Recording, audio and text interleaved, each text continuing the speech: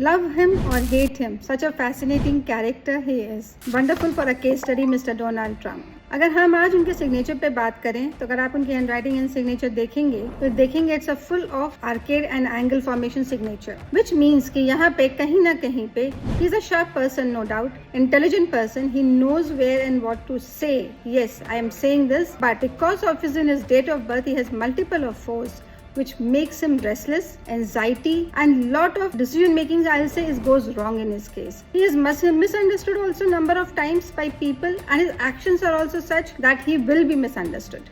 Because ऐसे लोग जो होते हैं जिनके पास मल्टीपल फोर्स आ रहे होते हैं डेट ऑफ बर्थ में, ऐसे लोग या तो अपनी लाइफ में बहुत एक्सट्रीम पे अच्छा करते हैं या एक्सट्रीम में डाउनफॉल पे जाते हैं. और सिर्फ अपने लिए ही डाउनफॉल नहीं करते, ये लोगों को साथ में लेके जाते हैं. सो दे आर बिकॉज क्योंकि इनका ईगो जो होता है वो बहुत हाई होता है. They are so sharp, as I say, कि either you make it or break it. They are that characters. या तो ये लाइफ में बहुत एक्सट्रीम पे बहुत कुछ अच्छा करेंगे या ये एक्सट्रीम लेवल पे जाके एट द बैक एंड बहुत लोगों का नुकसान करते हैं, मासेस का, क्योंकि मास को टारगेट करते हैं. ये कुछ एक दो लोगों को टारगेट नहीं करते. इनके देखेंगे रिलेशनशिप में भी 666 आता है, तो कहीं ना कहीं रिलेशनशिप बिल्डिंग भी इनके लिए एक बहुत बड़ा चैलेंज है. जो ये बोलते हैं ये एक्चुअली में उतना करते नहीं हैं, क्योंकि बिकॉज ही इज शार्प, तो ये बहुत सारे अनप्रिडिक्टेबल चीज़ें बोल जाएंगे.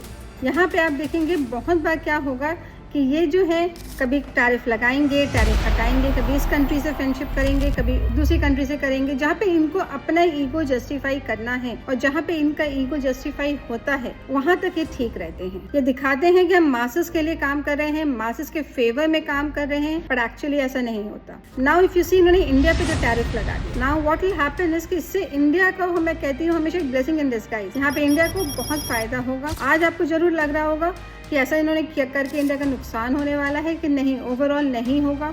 जैसे इंडिया बहुत ग्रो करेगा और आने वाले टाइम में, ईयर्स में, आप देखेंगे इसी का ये जो बेस जो आज मिस्टर ट्रम्प ने लिया है ये इंडिया के फेवर में जाएगा. Now because he is such an restless person and इतनी एंजाइटी में रहते हैं कि डिसीजंस जो हैं गलत ले लेते हैं.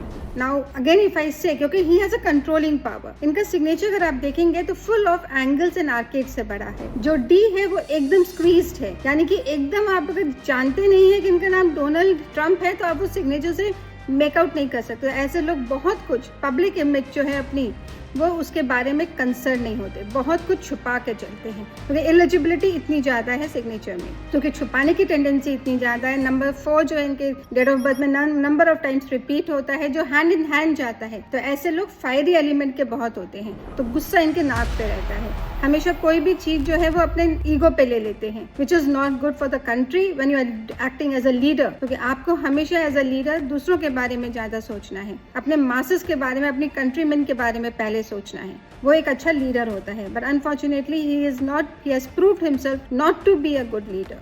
दो he talks about a lot कि I am the right person, but he is actually not. यहाँ की मैं कह सकती हूँ कि इनको इनके अमेरिकन सिटीजन्स भी बहुत ज़्यादा पसंद नहीं करते होंगे, तो ये जो डिसीजंस लेते हैं उस वजह से अमेरिका बहुत जल्दी, आप देखेंगे, रिसेशन में जाएगा एंड वो चीज़ फेलियर्स देखेगा. वहाँ पे जॉब्स नहीं होंगी, जॉब सिक्योरिटी एक बहुत बड़ा चैलेंज बन जाएगा, क्राइम बढ़ेगा, और ये सारा थैंक्स होगा मिस्टर ट्रम्प के लिए. तो कहीं ना कहीं इस चीज़ को अगर आप जब भी इनका सिग्नेचर देखें तो कभी भी अपने सिग्नेचर में इतनी एलिजिबिलिटी लाके इतने एंगल फॉर्मेशन नहीं लाने चाहिए, क्योंकि आप जो हैं वो कहीं ना कहीं फायर एलिमेंट को बढ़ा रहे हैं, यानी कि अपने अग्नि तत्व को अपने अंदर बढ़ा रहे हैं. पित्त बढ़ रही है, जब पित्त बढ़ती है तो आपको बहुत सारे इश्यूज आने शुरू हो जाते हैं. So you have to be very very careful. Now इनका जो ईयर आने वाला है ऑलरेडी, अब नवंबर से लेकर नेक्स्ट 2026 तक अमेरिका के लिए बिल्कुल अच्छा साल नहीं है. एंड इसका जितना भी क्रेडिट मैं कहूँगी मिलेगा वो डोनाल्ड ट्रंप को मिलना चाहिए, क्योंकि he is not taking the right decisions, which will be in favor of the Americans. Leave aside the other countries. Now, because of, and this is just because of his personality, how he thinks. I hope आपको इनका signature देख के, इनकी writing देख के बहुत कुछ समझ में आएगा. डेट ऑफ बर्थ देखेंगे तो आपको समझ में आएगा कि मैं ये बातें क्यों कर रही हूँ. आप देखेंगे इतनी स्पीड है इनके सिग्नेचर में, तो anything that he doesn't think, वो जस्ट ले लेते हैं.